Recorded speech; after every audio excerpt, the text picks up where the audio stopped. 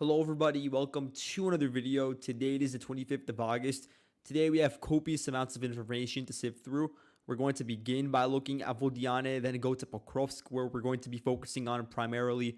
We'll move on to the Kursk offensive, of course, and also Toretsk in New York.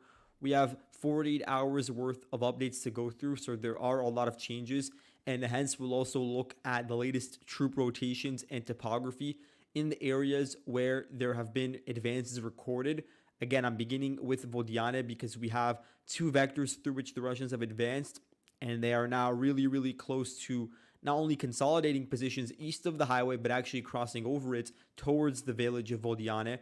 So here in yellow, you can see the gains over the past 48 hours. It amounts to around 3 square kilometers. Russian forces getting control over largely open fields and tree lines, but during that process, they also were able to release a video confirming that it took over a really large Ukrainian defensive structure.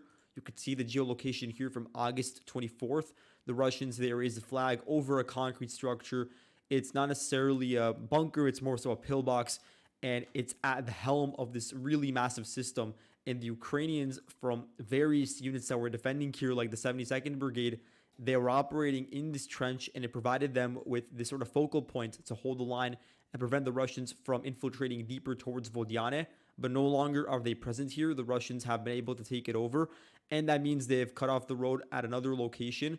At this point, really all of the positions east of the road are in a gray zone. The Russians are currently involved in clearing out, and they are making the preparations to actually begin assaults towards Vodyane. Now, the way in which this would be possible is through several routes. So you have routes that can even be visible through satellite imagery just along various tree lines where troops are going to advance through, including dismounts from MTLBs and APCs. So you can see some of that's over here on the screen, some just natural attack vectors. And then just in terms of elevation, you do have a lot of these diagonal ridges and valleys. So it's important to locate where the high ground is and where the valleys are located. And so directly southeast of Vodyane, that's the local ridge in this area. And it's actually basically at the same location where this local road is located that the Russians have been advancing through. So the Russians are able to utilize this position, and they could utilize it in the future as a potential avenue to basically advance towards Vodyane at a certain area where they're actually on parity with the Ukrainian defenders. Now to the north and to the south, where I'm marking with the green X's, these are lower lying areas that span both the Ukrainian and Russian lines of contact. And so these are areas where, again, of course, advances are still possible because of the tree lines, but elevation-wise, the Ukrainians would have an advantage because most of Vodyane is located on higher elevation, especially when you take into account not just the actual terrain, but the structures here, because you have these massive production facilities, not just here, but also a bit to the north, you have some, and then a bit to the west, you have the massive coal mine. And then northeast of Vuhledar, this is not necessarily Vodyane, but as the Russians would be advancing towards it, the Ukrainians would have in their proximity the Yuzhno-Dobasskaya mine, and this has its own terracon, so it just overlooks the entire region regardless of whether it's on a hill or on a valley. So those are some positions that the Russians would hope to neuter the importance of, and taking over Vodyane would be important given how it is relatively isolated from the rest of the villages here. And it really acts as the only thread, the only glue that is connecting together two locations of Ukrainian defense in this general theater, because you have the one from Uspenivska all the way to Konstantinivka at the front line, and then you have the one from Bohoya Valenka to Vuhledar. And they aren't that connected when you think about it. Of course, via road, you could have this like large sort of U shape that forms, and that's how they're connected to one another because now the main road has been cut off by the Russians. But then Vodyane is the glue that connects them together when it comes to like transportation near the front line. And so taking over this one specific location, it really would sever a lot of the frontline connectivity for the various defenders here. And when you look at the defenders near Vuhledar, that's mainly 72nd Brigade, and then northwards you have like 31st or perhaps even the 61st over here. So just other units that aren't as connected to the other brigade headquarters. And so Vodyane really would have that significance. And also, of course, it's on higher elevation than many of the valleys on which the Ukrainians are currently defending, in particular villages. Not to mention the fact that it would provide the specifically the Russians with a vector to flank Vuhledar and some of these villages to the north from those higher elevated positions. But that is not all for the sector, because we also have two videos showing us that the Russian forces have made serious inroads into Konstantinivka after really a month and a half of attempts, both on the outskirts through fields to the south and then actually in the eastern houses, as you can see. And so with that, those had a varying degree of success, but you could say at the very least that Russian squads were able to make it all the way. If we're measuring it, they're able to infiltrate like, what is this, 800 meters deep. And the Ukrainians, for the most part, they've been able to maintain their own connectivity here and drag out the fighting. But you could see here the Russians were able to take advantage of Ukraine's lack of presence east of the highway that we were just talking about and continue advancing through southern fields. So based on two videos the Russians released, we could say they captured 0.8 square kilometers. And they advanced through this really fortified tree line, actually. One of the Ukrainians were trying to hold out in, so they did have a squad here. And of course, the trench is actually concealed within the tree line, which makes it harder for, of course, reconnaissance to spot it, but the Russians were aware of it. They dropped grenades using drones into those trenches. They also pinpointed artillery strikes towards those areas, and that allowed the Russians to dismount and begin attacks, engaging in small arms firefighting with the Ukrainians, and then working their way northwards all the way to this position over here that you see with the blue marker, and that's one of their furthest extents. Then after those initial sort of advances along the tree line, you had another barrage of Russian artillery, and this allowed the Russian squads here to advance even deeper into the Ukrainian lines and actually reach the southern warehouses of Konstantinivka. And then here in the second geolocation, you could see a lone Russian soldier enter the gray zone and raise a flag in the ruins of the warehouses here. And so that confirms to us the Ukrainians are no longer present here, and that there is a serious Russian flank located south of many of the residential areas, including this school region over here in the local cemetery. And it's actually very similar to how Novohrodivka ended up getting taken, because Konstantinivka and Novohrodivka are similar in their size and in their layouts. So really big way in which it was taken was through finally alleviating some of the pressure away from the east and then putting a lot more on the southern direction. And then there was a sort of amalgamation of those two vectors. And of course, the only way to do that is through incessant attacks that yield very high casualties. But you can see now that there is actually progression. Now moving on to the Pokrovsk front. This is the most important part of the front line, in my opinion, and I would like to really elaborate on that in future videos. But for now, just looking at how far away the Russians are, it hasn't substantially changed since my last update. It's somewhere in the ballpark of around 10-11 kilometers. And then if you're measuring the southern tip of Mirnohrad, it's less than 5 kilometers away. And so to zoom in, the Russian forces over these past 2 days, they really have been focusing more on the southern direction. So this includes taking control over some of the remaining tree lines, fortifications, fields east of Kalinove and near the Vovcha River embankment. So you can see this strong point was taken over, and you can see some of the forested regions and houses that are located northeast of Kalinove have also been cleared out by the Russians. So this is an extension of Russia's advance into Petiche. Looking a bit to the east as well, they were able to really advance along the river. And if we're measuring it now, they're really close to some of these local strongholds that were built to defend against horizontal attacks, as we always talk about. They're only 2.5 kilometers away from Karlivka, where recently the Russians have ramped up attacks. And so that is, of course, a threat for the 11th Battalion of the 59th Brigade, which is defending generally in this region. But also look at Kalinove. It's getting the same treatment as every other village in this region, where they're essentially enveloped from three sides, put in a massive sort of fire trap. That's how I would refer to it. And they're also located on really low elevation in comparison to the Russian vectors of advance. And then the Ukrainians, they're already in a sort of hectic withdrawal and haven't had time to catch their breath. And so they don't really have time as well to dig in these areas and hold out for an extended period of time. And so then the Russians squeeze them out. We saw this happen with several villages here ever since the Russians took over Zhelane. It's just continued village after village going southwards, especially with the Russians utilizing this particular vertical road to advance southwards. And you can see here in yellow, the Russians took over around 5 square kilometers almost to the east of Kalinove. Then to the west, if we're looking at it, around 3.6 square kilometers. And so a lot of the supply routes to Kalinove have been cut off. A lot of the entrances to the village through various flanks are cordoned off by the Russians and could be entered at any moment. Maybe they have already. You can see that on the map here. And so a lot of these defenses that were built just north of the village, they may be superfluous at this point, given the way that they are projected outwards in this sort of salient. And so the defenders here from the 68th Jaeger Brigade, that's the unit I think is operating here, in addition to the 47th Mechanized Brigade, of course.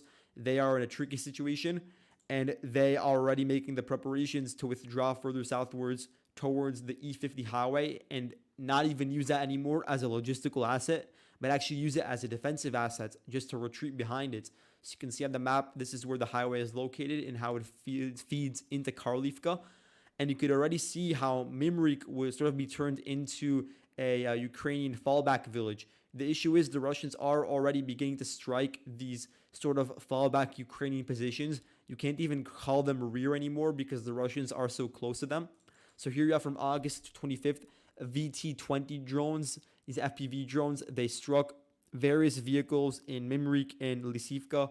So those were running around the E50 highway near Mimrik. And then there were two others, I think, in Lysivka here.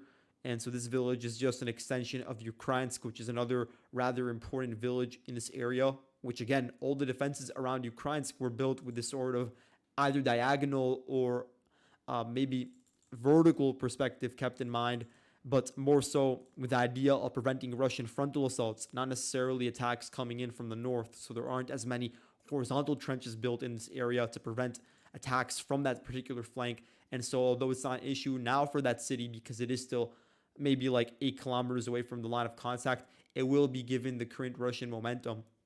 But looking even westwards, this is an area where really I would be expecting that by now the Ukrainians should begin the evacuation, the mass evacuation of civilians and just general facilities from this area, any sort of like economic assets as well, because the Russians are, if we're measuring it from Mikhailivka, they're only like 1.3 kilometers away. And then from Selydove, they're about 4 kilometers away.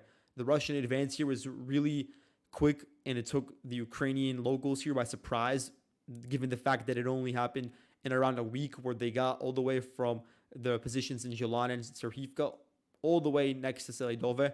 And so really there weren't a lot of evacuations in place yet, and a lot of the facilities were still open here up until like yesterday. And so we're zooming in and we see the Russians are continuing to advance, and their goal is to just completely render the defense line that you see in light yellow that is supposed to protect the outward perimeter of Selydove. They want to render that really superfluous, and they've done so to a large extent, especially in this northern flank. They've done that really, really well. And in the future, in the coming weeks, it's presenting a really big threat for the northern fields in general, as we're going to get to in a second. But just looking at reports from Ukrainian sources and also geolocated data, you could see here an advance by the Russians amounting to 5 square kilometers. And the Russians in the process took over a local stronghold that is west of Mykolaiivka. So now they really are close to Marinivka. And not only are they putting pressure from the east, but also from the south. Because here we have proof from a video on August 22nd, I think it was. It might have been a bit later than that, actually, 23rd. But this is from the 68th Brigade, and it's from the Shershin FPV units. So it struck an individual Russian soldier who was walking near that E50 defense line, really close to a local gas station. And so these areas, they should be manned by Ukrainian defenders that would push back any sort of frontal attacks. But at this point, the Ukrainians, in their withdrawal, they abandoned a lot of these trenches that would have been useful had there been a sort of more coherent and more abundant amount of Ukrainian troops in this particular region. And so they're yielding defense line number 1, and then number 2 is already infiltrated. So then you have one more line, this small line along the trees here, south of Marinivka, to sort of protect that flank and to also protect the local Terekon and factory. But the Russians are already creating this salient across the E50 highway. And so you could expect more pressure coming from that direction, especially once they get control over Marinivka, because then they'll have their flanks secured from the north. And that would also put a lot of pressure on the other Terekon located over here, This is only like 5-6 kilometers, or probably less, I think, from the front line. And so it really is within the range of Russian fire. But then on the other hand, if the Ukrainians could play their cards right, then they could also utilize it for their own firing purposes. Looking at the front line, you could see just going horizontally, a Russian advance amounting to around 700 meters here as they're knocking on the doorstep of Marinivka. But they've actually been able to enter into the town of Novohrodivka. And the pace at which they've done this isn't fully reflected on my map. Even by Ukrainian sources and, of course, Russian sources, they're claiming that the Russian advance here is far deeper and that the Ukrainian presence still, at this point in time, late in August 25th, is rather low.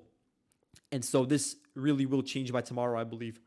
So looking at the map in yellow, you can see the Russians took over this local trench in between the rail line and Orlivka. This provided the Russians with a new vector to begin attacking Novohrodivka across the various windbreaks near the rail line. So you have pressure coming in from this direction. Then you have direct pressure with the Russians pushing through some of the apartment buildings. And if you're looking at Novohrodivka, it sort of divides itself. You could see it on the map based on where the train station is located. You have this general central area, this area with the rail station. You have larger duplexes, apartment buildings, especially in this area that the Russians pushed through. That's some of the most dense area in the entire town. And it was really quickly taken over by the Russians with very little Ukrainian pushback. There were a few tanks that were organized in the region and tried attacking back, but they were targeted by RPGs and they weren't able to stay there for very long before withdrawing northwestwards. And so now you have a lot of reporting from Ukrainian side, actually, that the southern portion, the less dense area of Novohrodivka, has been taken over by the Russians. So that would also include some of these perimeter defenses that were no longer going to be used. It also means the Russians are rather close to what I believe is called Novohrodivka Mine number 3, which is just a high elevated area that would provide the Russians with even further vantage points in this region. For instance, towards the Sivka and other defense lines that are located, if we're going to measure it right now, like 6 kilometers from the front line. But just to zoom in again, the Russian forces here that have been able to enter mainly on foot, but there's also now, at this point, the vehicles catching up and feeling more comfortable operating around here, because in a lot of cases, infantry goes in first. You don't want to have massive destruction to vehicles. And the infantry just going in small groups does provide a certain level of concealment. And so what used to happen was this sort of pincer movement with the Russians pushing through Centralna Street, which is the main road bisecting Novohrodivka, and the Russians coming in from these windbreaks and creating a lot of issues for the Ukrainian defenders located in this local park and stadium. So at this point, we don't exactly know what's going on, but in all likelihood, they were squeezed out and also squeezed out of the remaining portions of this more narrow area in the town. So regarding the northwestern portion of Novohrodivka, there's no proof that the Russians are here. And so this is an area where the Ukrainians may still be located. And it is a bit more separated than the area where the Russians have really made a lot of their advances through. There are some reports of a Russian push through Kruty Yar, but this has already been present for a couple of days and I haven't seen it substantiated. But the allegation is the Russians have been able to push through here and are now putting pressure on what I think is called Novohrodivka Mine number 1. And pushing here and taking it over would not only help the Russians with just completely firing and cutting off what's remaining on the Ukrainian control in Novohrodivka, but also it would give the Russians this really good position right next to the Ukrainian line of defense, located 3 kilometers south of Murnohrad. So that's just looking a bit into the future. But again, you can see that the pace of the Russian advance in this town has been really quick. And as a result, there isn't that much destruction. There hasn't been enough time for the Russians to begin to expend a lot of shells here. And so a lot of that will, of course, be utilized then in the future to target the next Ukrainian defense line and Murnohrad and Pokrovsk themselves. Also, of course, as we said, look out for this really open area, these massive fields overlooking the river valley of Selydove. No one's really discussing it in depth, but I'm going to continue warning about it because not only is Novohrodivka important because of the rail line going towards Murnohrad, but also because it opens up this western axis that is just completely lacking in defenses. You can see how dense it is, or there's a lack of density here compared to the other areas, and it's just really surprising to me. But then looking a bit to the north, you have one other update that occurred on the 24th, It's this rather small advance by the Russians, but again, their small squads were able to push through a tree line here, advance 1 kilometer nearly, and knock on the southern outskirts of Hrodivka. Over the past 2 days, we haven't received good information about any sort of substantial changes here, although I'm sure there's a lot of movement and there are a lot of Russian strikes on the road leading into Hrodivka. So far, we don't have concrete evidence of a Ukrainian withdrawal, but we know the Russians are trying to put additional pressure through this southern vector.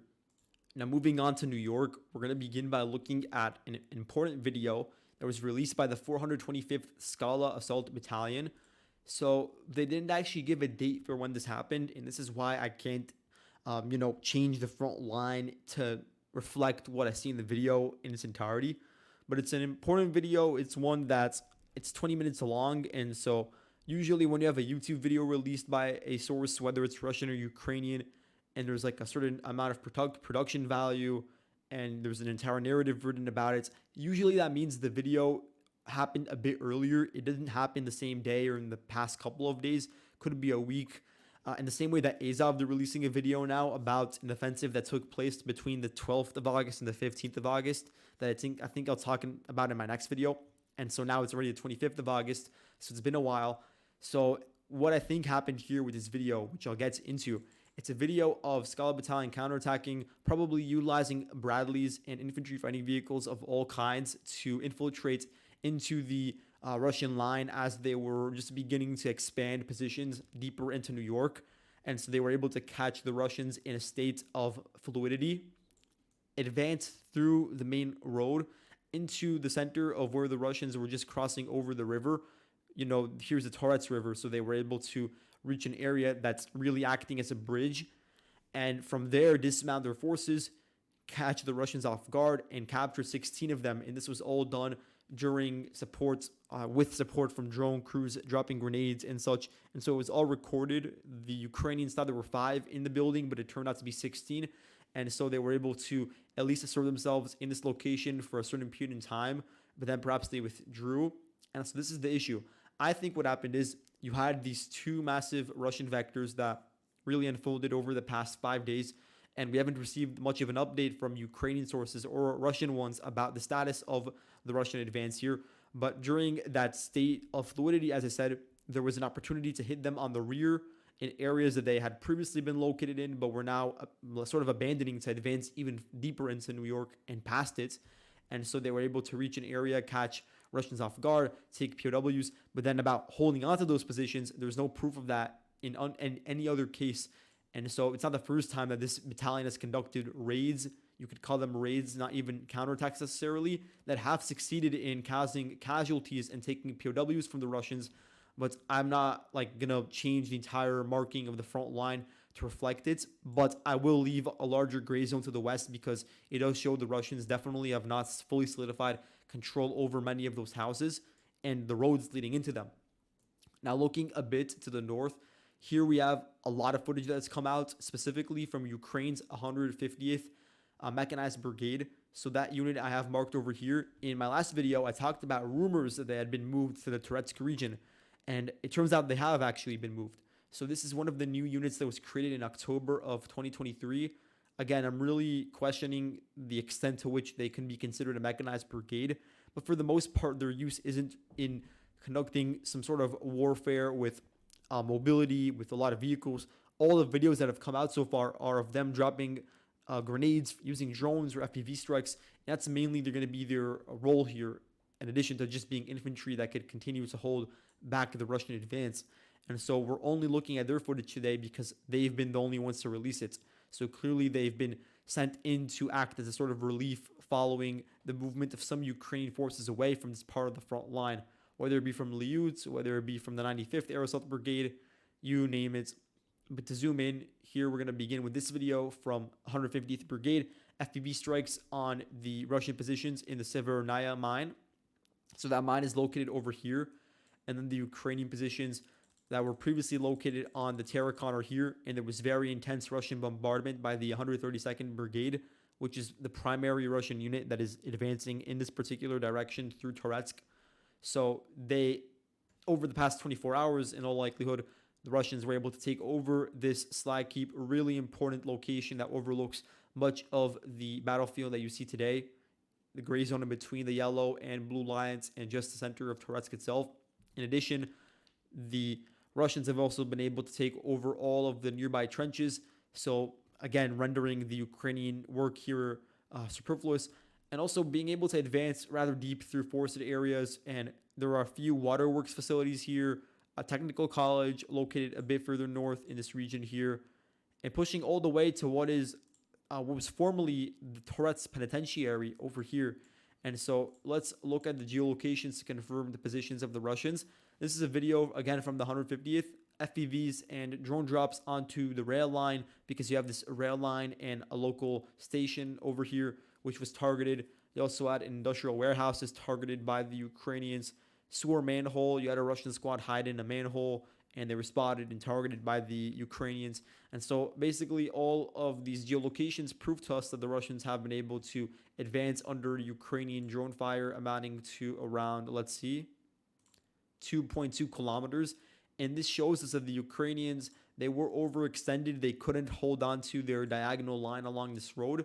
And in the process, they're now being forced to cede a lot of the territory in the hinterlands between the suburbs and the city of Toretsk itself. So they've lost a lot of the buffer that they could have utilized to hold off Russian attacks. And now the Russians, if we're measuring it, they're only about 1 kilometer away from actually reaching the heartland of Toretsk from really this southern flank, which is a very dangerous area. Because you have this one Terrakhon here, the Nova Terrakhon, which is still controlled by the Ukrainians. You have this large prison facility, and then to the north, you actually have the street-to-street fighting within garages, in duplexes, apartments. The Russians making large gains in that area. And let's see if this footage is recent. Yeah, it is. Here's just drone drops by the 150th towards Russian squads that are pushing through the main road into Toretsk. And then you have, of course, the Russian side responding with their own attacks. So they conducted heavy shelling onto the prison facility and the nearby bushy areas where the Russian DRGs are operating through. And so we're seeing that manifest over here. And it could very well also manifest in this one forested region just south of Toretsk and east of Zabalka. So just keep that in mind, of course. Now moving on to the Kursk offensive, just to zoom in, we have a few changes that I wasn't able to discuss in the past video or two. And so first of all, I think you guys may know this by now, but around the 22nd of August, it was confirmed that the Russians are back in Spalnoy. And so my map is wrong. It should be marked under the control of the red polygon. And so the Wild Hornets units, they dropped grenades onto a house in Spalnoy. This is from the 23rd. Again, Ukrainian presence here has been really diminished. It was never that large in the first place, but the squads here that were operating as a part of the air assault forces or other elements that you see marked on the map, sometimes even auxiliary drone elements, they have pulled back a lot of the resources because this is an area that is a bit farther away from the main node of organization in Sudzha. And of course, the Russians were able to organize defenses from the 382nd Battalion, I believe it is, of the 810th Marine Brigade, and some Akhmat forces from the 204th Regiment. And so that sort of helped the Russians solidify positions in Belitsa and Giri for the time being. And so there's also reports that I haven't seen confirmed video proof yet that Borky is back under control of the Russians. So that would only leave Plekhovo as the one village controlled by the Ukrainians in this particular theater. Looking a bit northwards at what I would consider the Sudzha axis, or the Sudzha blossom region, you could say, the Ukrainians are trying to get control over a buffer east of this particular location. And we do have geolocated proof of Ukrainian advances recently. So you have this one video. It's from a bit of a warehouse region that also has a gas station.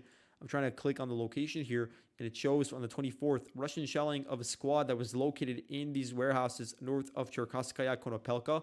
So it's an advance by the Ukrainians through open fields from Cherkasskaya, from Kolmakov, with the goal of reaching this sort of low-lying area marked in pink, which has the tree lines, the ravines, the villages that the Russians are now holding out in.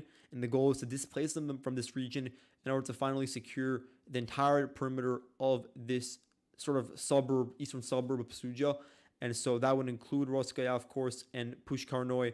And right now in Ruskaya, there's really heavy shelling by the Ukrainians, especially as reported by the Russians, back and forth, including mechanized assaults.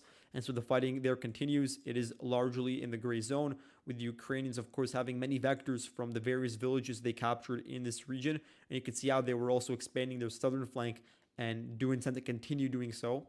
Now, at the same time, as we go north, there are a few other videos of interest. For instance, in Malaya Luknaya, this is an area where it appears the Russians do still control the majority of the city. So you have this video here that was released on the 24th, I think it is. Yeah, it shows Ukrainian MLRS fire onto the southern parts of the town. And generally, the Ukrainians have been expending a lot of firepower on this region because they want to turn Malaya Luknaya into an organized base for deeper infiltrations, or at the very least to retain what they currently control. And the Russian garrison here, mainly consisting of Akhmats and Marines, really has been stubborn despite the onslaught of Ukrainian drone assaults, also ground-based assaults into the town that have been repelled a lot of the time, and of course, very heavy shelling. They're still maintaining control over this particular town, but the Ukrainians are located in some of the suburbs located just south, and they're also bypassing the town from these sort of open areas or forested regions just to the east. And this is based on a news report by the Russians. You can see it here, August 24th.